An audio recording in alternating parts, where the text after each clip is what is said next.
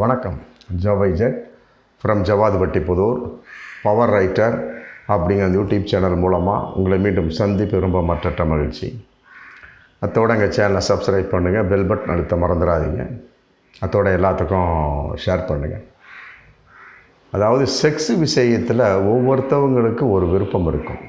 அதை தெரிந்து கொண்டு நாம் செயல்படக்கூடிய சமயத்தில் கட்டாயமாக அந்த உறவு ரொம்ப திருப்திகரமாக இருக்கும். என்னடா இந்த மாதிரி மீண்டும் எப்போ செய்வோம் அப்படின்னு ஒரு ஆவல் அது ஆணுக்கும் ஏற்படுத்தும், பெண்ணுக்கும் ஏற்படும். அப்படிப்பட்ட ஒரு பாயிண்ட்ஸை தான் நம்ம இதில் பார்க்க போகிறோம். அதாவது பொதுவாக உறவு அப்படிங்கிற கான்செப்டில் மேலோட்டமான உறவை பெண்கள் விரும்புவதில்லை. சில பேர் ஆண்களை பார்த்தோம்னா விரைப்புத்தன்மை நீளமாக இருக்கும், ஃபுல்லாக ஆழமாக உறவு கொள்ள மாட்டாங்க.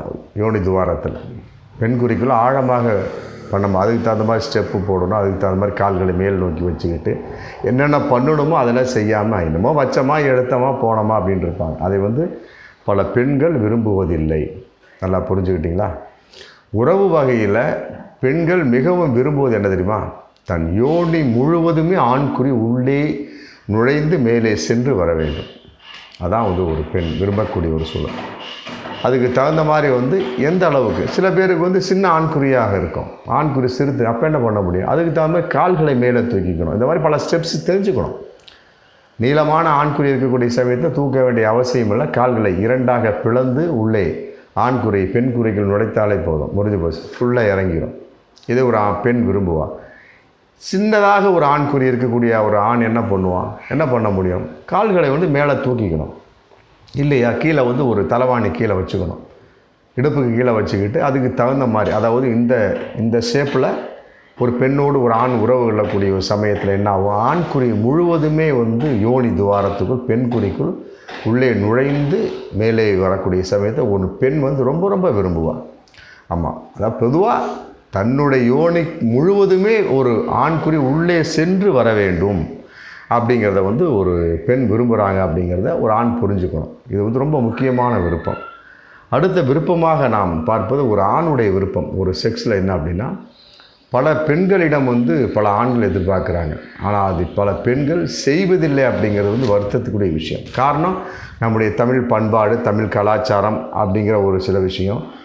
மற்றபடி அவங்க அப்பா அம்மா வளர்த்த முறைன்னு ஒரு சில விஷயம் இருக்குது. அதெல்லாம் அவர்களுக்கு வெட்க உணர்வை, தயக்க உணர்வை ஏற்படுத்தி விடுகிறது. நல்லா புரிஞ்சுக்கங்க. என்ன அப்படின்னா ஒன்றும் கிடையாது. அதாவது உறவு கொள்ளக்கூடிய சமயத்தில் எப்பயாவது ஒரு தடவை அப்படி இல்லை, அடிக்கடி ஒரு ஆண் எதிர்பார்க்குறான். ஒரு 10 உறவுக்கு பின்னால் 11ஆவதாக செய்யக்கூடிய சமயத்தில் என்ன ஆகுது? டக்குன்னு விந்து வெளியே வராமல் அதை ஒரு ஆண் சுவைப்பதை, தன் மனைவியோ துணைவியோ சுவைப்பதை ஒரு ஆண் ரசிக்க வேண்டும் அப்படிங்கிற எண்ணம் ஒவ்வொரு ஆணுக்குமே இருக்கும். அதை பல பெண்கள் நிறைவேற்றுவதில்லை. இதை பெண்கள் புரிஞ்சுக்கிட்டாங்கன்னா ரொம்ப நல்லாயிருக்கும். உறவு கொள்கிறோம், அடிக்கடி உறவு கொள்கிறோம், விந்து பெண் குறிக்குள் விழுகுது, முடிஞ்சிச்சு. அது மாதிரி 5 தடவை 4 தடவை 6 தடவை விளையாட சமயத்தில் 7ஆவது தடவை 8ஆவது தடவையோ எப்பயாவது ஒரு தடவை அப்படின்னு இல்லை, அடிக்கடி எப்பயாவது ஒரு பண்ணக்கூடிய சமயத்தில், உறவு கொள்ளக்கூடிய சமயத்தில், விந்து வரக்கூடிய சமயத்தில் டக்குன்னு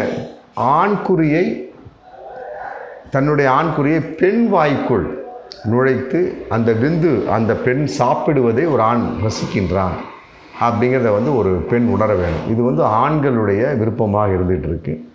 அதனால் இதை ஒரு பெண் உணர்ந்து செய்யக்கூடிய சமயத்தில் கட்டாயமாக உறவு ரொம்ப நல்லாயிருக்கும். ஆணுக்கு ரொம்ப விருப்பமான விஷயம். தன் விந்துவை ஒரு துணைவியோ மனைவியோ ஒரு பெண்ணை சாப்பிடுவதை ஒரு ஆண் ரசிக்கக்கூடிய சமயத்தை ரொம்ப அவனுக்கு மனசு ரொம்ப சந்தோஷமாக இருக்கும். அதை செயல்படுத்தி பாருங்கள் பெண்கள், ரொம்ப நல்லாயிருக்கும். அடுத்தது நம்ம பார்க்கக்கூடிய சமயத்தில் உறவு அப்படிங்கிற சமயத்தில் பல ஆண்களும் சரி பெண்களும் சரி ஆடைகளை கலட்டவே மாட்டாங்க. பாதி கலட்டியிருப்பாங்க, பாதி மூடியிருப்பாங்க, இந்த மாதிரி. ஆனால் ஆணுக்கும் பெண்ணுக்கும் ரொம்ப பிரியமான ஒரு விஷயம் என்ன தெரியுமா? நிர்வாணமாக உறவு கொள்வது. அது ரொம்ப ஆணுக்கும் பிடிக்கும், பெண்ணுக்கும் பிடிக்கும். அதை அடிக்கடி செய்யுங்க. சில மதத்தில் நிர்வாணமாக உறவு கொள்ளக்கூடாது அப்படிங்கிற சட்டத்திட்டம் இருக்குது. அதை அப்பப்போ பயன்படுத்துங்க. சில நேரங்களில் ஆணும் பெண்ணுமே சரி ஃபுல் நிர்வாணமாகி நெக் அவுட் ஆகி ஃபுல்லாக உடம்பில் ஒரு ஆடை கூட இல்லாமல் உறவு கொள்ளக்கூடிய சமயத்தில் அந்த உறவு ரொம்ப ஆணுக்கும் பிடித்த மாதிரி இருக்கும், பெண்ணுக்கும் பிடித்த மாதிரி இருக்கும். அதை செஞ்சு பாருங்கள், ரொம்ப நல்லாயிருக்கும். அடுத்தது இன்னொரு விஷயம் என்னென்னா, அதாவது வந்து உடல் உறவில் ஈடுபடாமலேயே உச்சமடையக்கூடிய ஒரு சூழல் என்ன அப்படின்னா, மார்பகத்தை, பெண்ணுடைய மார்பகத்தை பிடித்து விடுவது, அத்தோடு ஆண்குறியோடு மார்பகத்தை விளையாட செய்வது, அடுத்து வந்து பெண்ணுடைய உடம்போடு ஆண்குறியை தடவுவது, ஆண்குறியால் தடவுவது, ஆண்குறியால் குத்துவது, இது வந்து பல பெண்களுக்கு பிடிக்கும். ஆமாம், இதை வந்து பல ஆண்கள் உணர்ந்து செய்கிறாங்க. இருந்தாலும் சில ஆண்களுக்கு தெரிவது அதை செய்யலாம். அதாவது உறவில் இது முன் விளையாட்டாக கூட வச்சுக்கலாம்.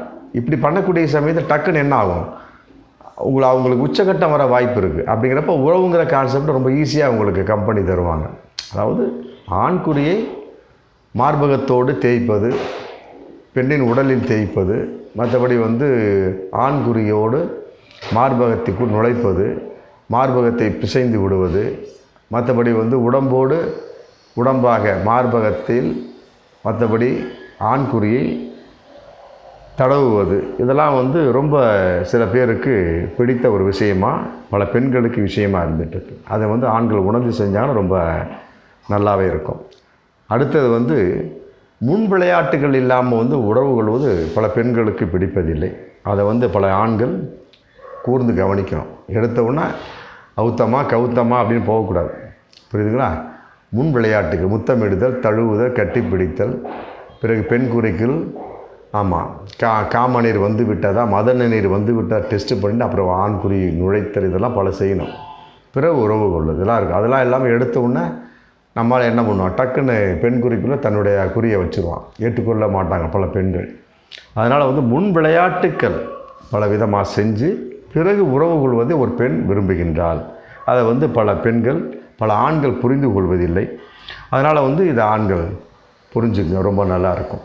அதையெல்லாம் விட இன்னொரு விஷயம் நம்ம சொல்லக்கூடிய இன்னொரு தகவல் என்ன அப்படின்னா, பொதுவாக இப்போ ஒரு பெண் வந்து உறவு கொள்ள முடியாத ஒரு சூழல் இருக்கிற, ஆணும் உறவு கொள்ள முடியாத சூழல் இருக்கிற சமயத்தில் மார்பகத்தை மட்டுமே கையால் பிசைந்து அதை வந்து முத்தமிட்டு அதை டிசனாக தழுவுதல், மற்றபடி அதை பிடித்து விடுதல், பிறகு நீவி விடுதல், இந்த மாதிரி சப்ஜெக்ட் பண்ணக்கூடிய சமயத்தில் அதிகமாக அந்த காம உணர்வு தனியக்கூடிய விஷயமாக இருக்குதுன்னு சொல்லிட்டு ஒரு பெண் விரும்புகிறான். நல்லா புரிஞ்சுக்கணும். மார்பகம் ஒன்று போதும், உறவு ஒன்று அவசியம் கிடையாது.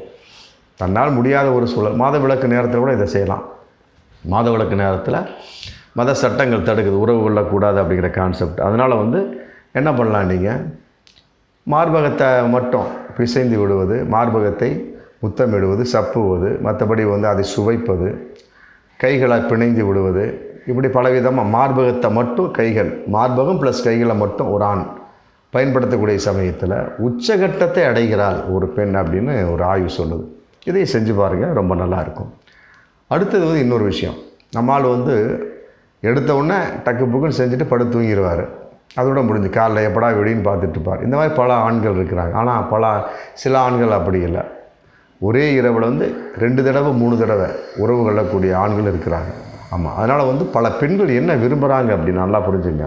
முதல் உறவை விட ஒரே இரவில் ஒன்றுக்கு மேற்பட்டு உறவு கொள்ள ஆசைப்படுகிறார்கள். நல்லா புரிஞ்சுங்க. இது வந்து ஒரு பெண்ணுடைய விருப்பமாக இருக்குது. இது ஆண்களாகி நாம் புரிந்து கொள்ள வேண்டும். புரியுதுங்களா? ஒன்றுக்கு மேற்பட்ட மாதிரி ஒரு தடவை என்ஜாய் பண்ணிட்டோம், ரைட்டு, ஓகே, அதோட படுத்துட்டு காலையில் எப்படா சூரியனை விடியுன்னு பார்க்கக்கூடாது. அடுத்து ஒரு 2 hours 3 hours கழிச்சு இப்போ தான் செல் இருக்க டைம் வச்சுக்கோங்க, ஸ்டார்ட் பண்ணி மீண்டும் 2வது தடவை உறவு முடிஞ்சதுன்னா 3வது தடவை உறவு. அதிகாலை உறவு என்பது கர்ப்பம் உண்டாகாது. நல்லா புரிஞ்சுக்கிட்டிங்களா? பகல் நேர உறவில் கர்ப்பம் உண்டாகாது. இந்த மாதிரி பண்ணக்கூடிய அதே நேரத்தில் அதிகாலையில் விரைப்புத்தன்மை ரொம்ப அதிகமாகவே இருக்குது ஆண்குறி. இதெல்லாம் பயன்படுத்தலாம். ஒரே இரவில் 3 தடவை, ஒன்றுக்கு மேற்பட்ட தடவை, அது எப்படி வேணால் வச்சுக்கலாம். அதை வந்து பெண்கள் விரும்புகிறாங்க. ஆமாம், பல பெண்கள், எல்லா பெண்களும் அதான் விரும்புகிறாங்க. ஒரு தடவை உறவு கொள்வது மட்டும் அதோட நின்று விடாது. 2வது தடவை 3வது தடவை அப்படின்னு பல பெண்கள் விரும்புகிறாங்க. பாருங்கள், இப்போ சமீபத்தில் ஒரு பிரிட்டன் ஆபாச நடிகை வந்து பேர் சொல்ல விரும்பல, ஒரு உலக சாதனை எடுத்திருக்காங்க. 12 மணி நேரத்தில் 1057 பேரோட உறவு கொண்டிருக்காங்க.